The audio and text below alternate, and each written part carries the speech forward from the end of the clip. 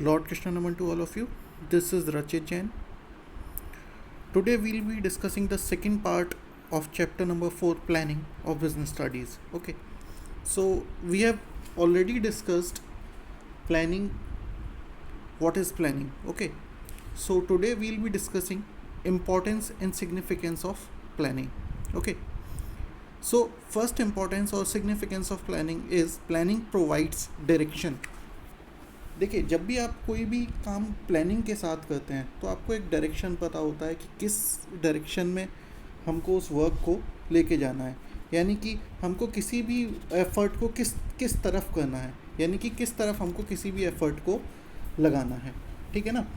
क्या होता है कि हम लोग अगर पहले से ही ये क्लियर कर लें कि what is to be done, यानी कि क्या करना है, ठीक है ना, how it is to be done, यानी कि कैसे करना है और किसके द्वारा करना है, ये सारी चीज़ें अगर हम पहले से ही डिटरमाइन कर लें तो क्या होगा, हमारे पास एक डायरेक्शन होगा और हम उसी डायरेक्शन में अपने एम्प्लॉयज़ को काम करवाएंगे। एक चीज़ हम लोगों ने पढ़ी थी चैप्टर नंबर 2 में, which is unity of direction, यानी कि जब सारे लोगों को पता होगा कि करना क्या है, ठीक है, और सारे लोगों का डायरेक्शन एक ही होगा, ठीक है, तो वो क्या होगा, यूनिटी ऑफ डायरेक्शन में काम होगा और क्या होगा, काम बिल्कुल सही से होगा ऑर्गेनाइजेशन का।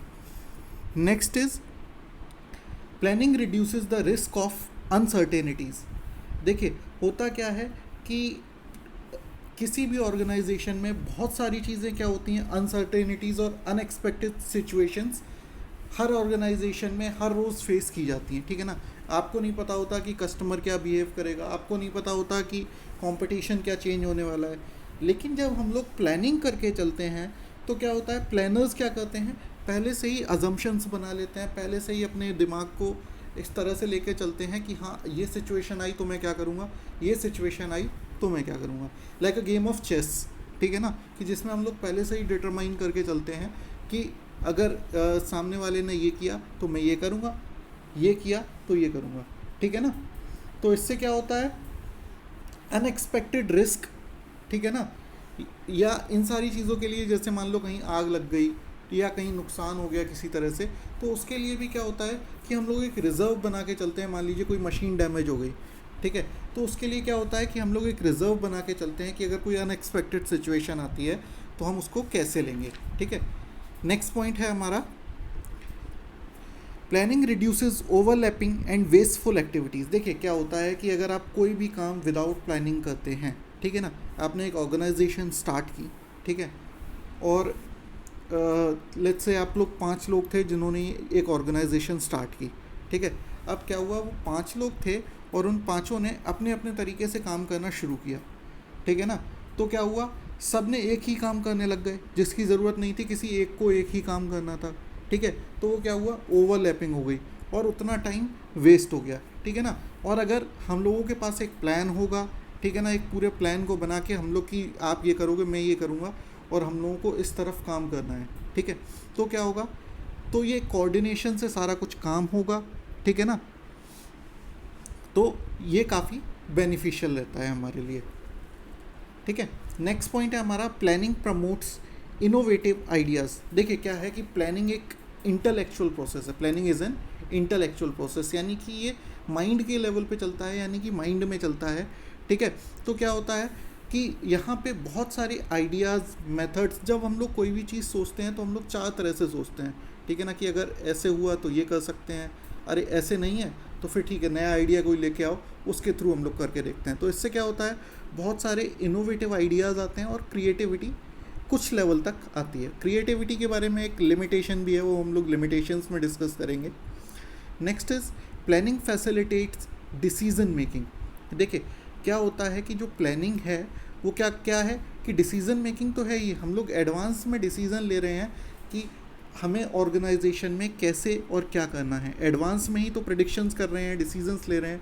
तो ये क्या है, प्लानिंग फैसिलिटेट्स डिसीजन मेकिंग, यानी कि डिसीजन मेकिंग को आसान क्या बनाती है, planning. Next is planning establishes standards for controlling. अब देखिए, कंट्रोलिंग क्या होता है, हम लोगों का लास्ट प्रोसेस, लास्ट जो फंक्शन होता है वो होता है कंट्रोलिंग। कंट्रोलिंग कुछ ही नहीं होता, सिर्फ हमको कंपेयर करना होता है कि हमने प्लान क्या चीज़ की थी और अचीव क्या चीज़ की, ठीक है ना। तो क्या होता है कि हमने लेट्स से हमारी एक ऑर्गेनाइजेशन है, हमने एक प्लानिंग में एक ऑब्जेक्टिव बनाया था कि हमको एक महीने में लेट्स से 10,000 यूनिट्स प्रोड्यूस करने हैं, ठीक है।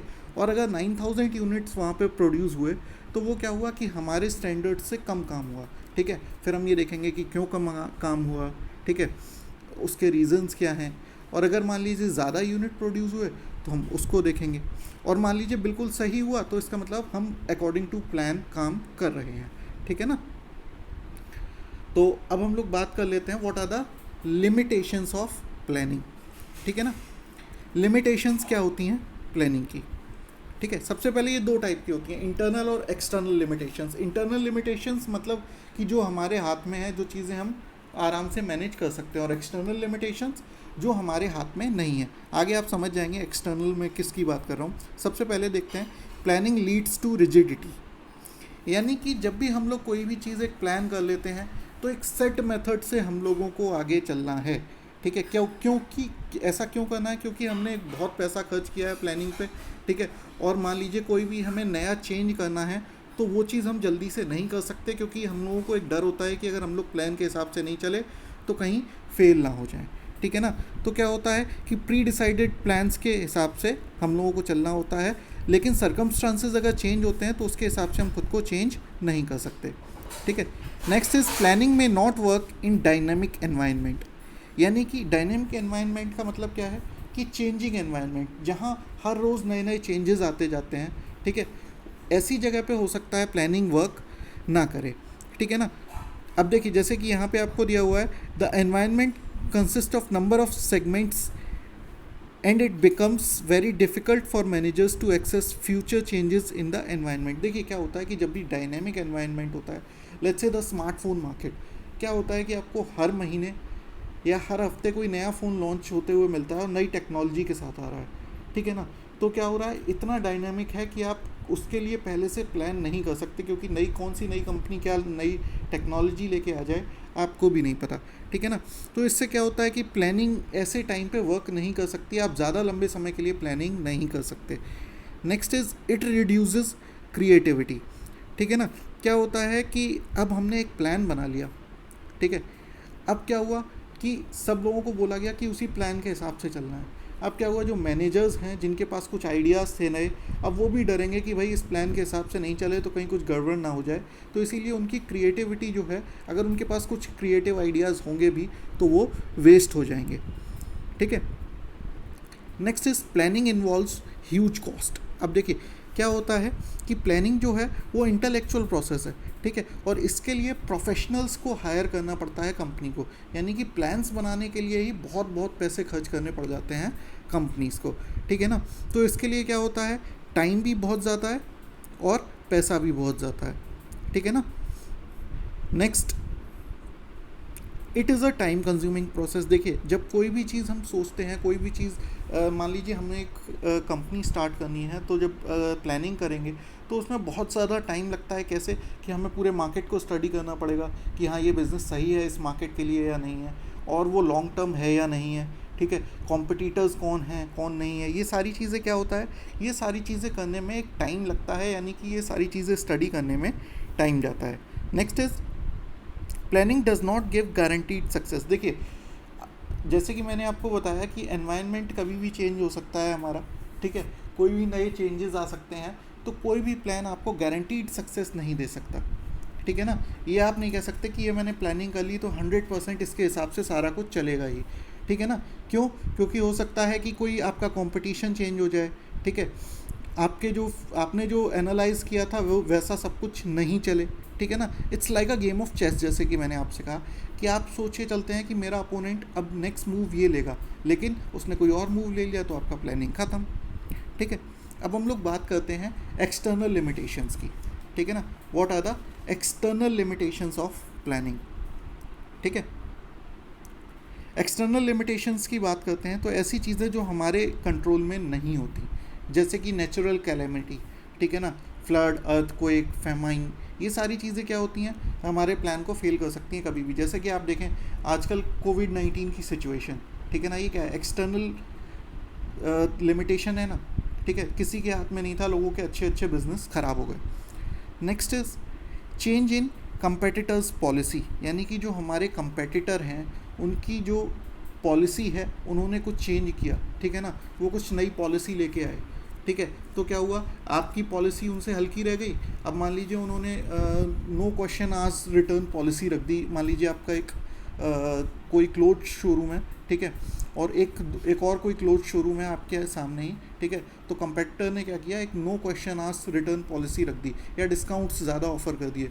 तो क्या हुआ, उनकी पॉलिसी चेंज हुई और इसकी वजह से आपके प्लान फेल हो सकते हैं। यानी कि आप अपने हिसाब से प्लान करके चल रहे थे, कंपेटिटर ने क्या किया, ये आप प्लान करके नहीं चल रहे थे, ठीक है। Next is change in test, fashion and trend in the market. देखिए जैसे आफ्टर कोविड-19 एंड बिफोर कोविड-19 बहुत सारी चीज़ें चेंज होने वाली हैं। फैशन ट्रेंड्स चेंज होने वाले हैं, ठीक है ना, लोगों के टेस्ट चेंज होने वाले हैं। और अब देखिए लोगों के पास पैसा नहीं होगा, ठीक है, तो मार्केट में जो लोगों की मतलब खर्च करने की क्षमता है वो भी चेंज होने वाली है। तो ये क्या है, आपकी अगर आपके देखें आपके हाथ से बाहर की चीज़ है ये, ठीक है। तो ये क्या है, external limitation. Next is change in technology. देखिए अब क्या हुआ कि हर रोज़ नई नई टेक्नोलॉजी आती हैं, ठीक है। आप मान लीजिए किसी एक बिज़नेस में है और एक कोई नई टेक्नोलॉजी ने आके जो आपके कंपेटिटर ने उसको यूज़ कर लिया और आपके पास नहीं है, तो वो क्या हो गया, एक लिमिटेशन हो गया आपके लिए। क्यों, क्योंकि उसका जो प्रोडक्शन है वो बेटर हो जाएगा। Next is change in government और इकोनॉमिक पॉलिसी, ठीक है ना। क्या होता है कि जैसे कि अगर हम 2016 की बात करें, 2016 में मान लीजिए आपका जो बिज़नेस था वो कैश पे सबसे ज़्यादा ग्रो कर रहा था, आपका बिज़नेस कैश में चल रहा था। और 8 नवंबर को मोदी जी आते हैं और वो कहते हैं कि आज से 500 और 1000 के नोट बंद, ठीक है ना। बहुत सारे बिजनेसेस इसके चक्कर में फेल हुए हैं, ठीक है ना, या बहुत टाइम तक वो डाउनफॉल की तरफ चले गए। तो क्या हुआ, गवर्नमेंट की पॉलिसी में चेंज हुआ है, ठीक है। अब हम लोग अपने नेक्स्ट वीडियो में बात करेंगे व्हाट इज़ प्लानिंग प्रोसेस, ठीक है ना। Thank you.